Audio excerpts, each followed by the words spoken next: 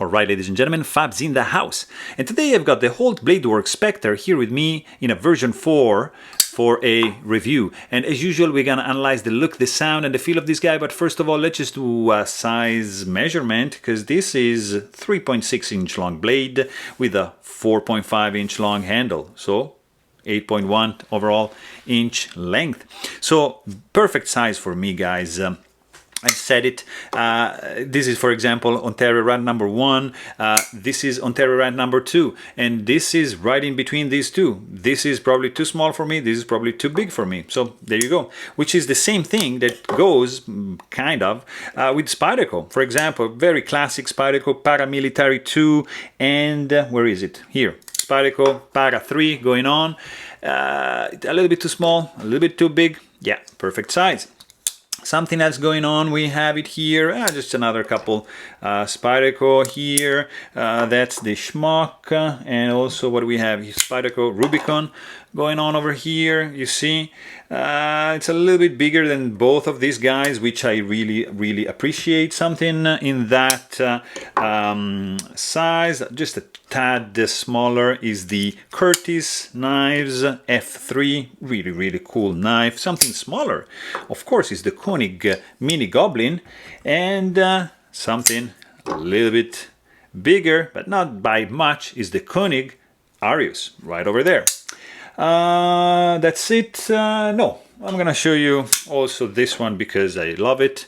Shirogorov F3NS, and yes, yeah, we have it here. Let's not neglect Chris Reeve Knives, large Sebenza 21. So you have an idea of how big this guy is, and it's really cool, guys. I mean, titanium liner lock, 3D milled scales. This is the pinstripe version going on in a nude configuration, because, for example, you can have the same pattern in a aged copper patina finish over here, pinstripe, but different finish. So it's very cool and sleek and elegant. And guys, this is the Specter V4, so it's the latest iteration of the Specter, which has gone like from version 2, and let's say version 2.5, and let's do it like this, 2.5, that's the version 3, and that's the version 4. So you have a little bit of evolution going on over here, the many changes, which culminated into the I would say pretty close to perfection liner lock. There's some little bit, some things like, for example, you cannot adjust as easily the detent as, for example, in a version 3. So you see here you have that hole. You just use a key provided. You unscrew, you adjust, sorry, the detent strength in that hole. Something you can't really do that easy in this guy. It's not advised, but hey, that's life. Also, I mean, this guy has some pretty cool inner chamfering going on, internal skeletonization of the scales, beautifully 3D milled titanium backspacer, no lanyard hole going on, lock release relief. It's very nice. It works, in my opinion, a little bit better than the frame lock. I don't know why. There's a little bit, sorry, like this. You see, looks like a little bit longer. There's a little hole over here. This runs a little bit higher, so to me it's a little bit easier to disengage the lock on the liner lock. You have, of course, this hardened lock face situation going on with the, I don't know if you can see it, maybe there you can see the adjustable detent right over there. Really cool, super smooth action. You have the detent that it's just as soon as you disengage the lock bar, it's on the tang of the blade. So there's no need for the detent ball ramp. Really cool solution over here. Disassembly of this guy is going to be pretty straightforward. You need a T15 Torx bit screw for the pivot, T8 for the handle. Boom, done. Open, clean, maintain, put it back together. You're in business. Very nice indeed. The pocket clip is 3D milled titanium, nicely hidden pocket clip screws. In this case, it's all nude. I really dig it. If you get, for example, Prestige, you can find some nice Damascus pocket clip, like in this case, and of course matching Damascus backspacer. But in this case, it's all nude, no anodization going on, which I really like. The blade in this case is a mirror finish. Look at this beauty over here. M390 steel. Really cool super steel. 3.6 inch long blade. Look at this line, guys. Look at the design of this line. Drop point, belly 30%, straight edge up to the sharpening choil, which reveals that's pretty thin behind the edge. It's a nice full flat grind, guys. That's pretty cool. Oh yeah. Jimping, of course, it's minimal. I mean, I get it. It's not as aggressive. It's functional to a point because it's a little bit rounded off, but still, the blade is very cool. Nice plunge grind. It reminds me a little bit of Shiro. I like to say it, but it's a little bit different.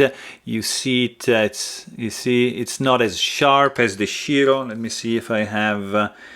Do you think I have a Shiro around? Yeah, I do. Look at this. You see, it's very distinct and it's very like sharp cut over here, whereas on the Spectre it's mostly rounded off. Very nice job. I love the full flat grind. I mean, guys, look at the stock thickness. It's pretty thin, super slicing capabilities. Absolutely a great slicer. What I also like about this guy is the sound. Very distinct and different, for example, from the V3. It's more resounding. It's more the clack is less mellow. It's richer and it's a little bit louder, in my opinion, and I love it. It's just so good, guys. The weight in the pocket is gonna be 3.7 ounces. Zero hot spots whatsoever.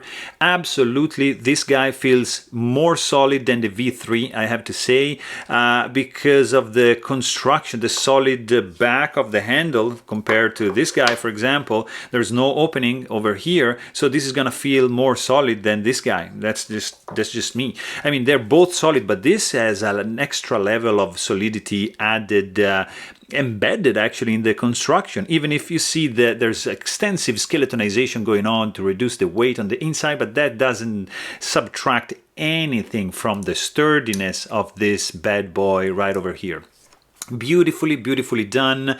You can hold it in your hand nicely and it's not gonna go anywhere because it has a pretty slim profile, so there's no way for this to be twisted or anything. Zero hot spots. Very nice reverse grip like that. It's super cool, guys. The texture in this case, it's the finish is the pinstripe version, so it's a little bit on the slippery. It's not like as grippy as your Feather, for example, or for example of your Moray, or for example even of your Starburst. So this is more like on the chords of the checkered slipperiness, if we can say that. So it's very cool. I mean, the tactile experience, it's very nice. I really like to touch these grooves here because the feeling you get is just pleasant. So also, like the pocket clip is nicely designed. There's a nice springy tension over here going on, and overall deployment speed, I mean, it's just on the perfect side. There's no finger soreness because you can adjust to a point the detent. It's super smooth, runs on bearings, and it has also hardened and polished stainless steel washers sandwiching between the blade, the scales and the bearings to give you this pretty cool full shot and drop shot action. Very guillotine-like. You can do something like this, you see, like if you're careful, of course. Very fidgety. blade, nicely blade centering backspacer. You see, really protects you from being able to touch the clip. No rattling, absolutely feels like one solid piece, this guy. It's incredible. No lock stick, of course. Very easy to disengage the lock bar, like so. No need for the detent ball wrap because of the way the detent is actually designed. Free fall, guillotine effect, nice magnetic suction going on over here. The look is just fantastic. Nice sleek lines, a great sound, amazing ergos. I mean, probably the only downside of this guy is just the price. So there you have it. Hope you guys enjoyed this video. Please don't forget to subscribe, and thanks for watching. Stay tuned.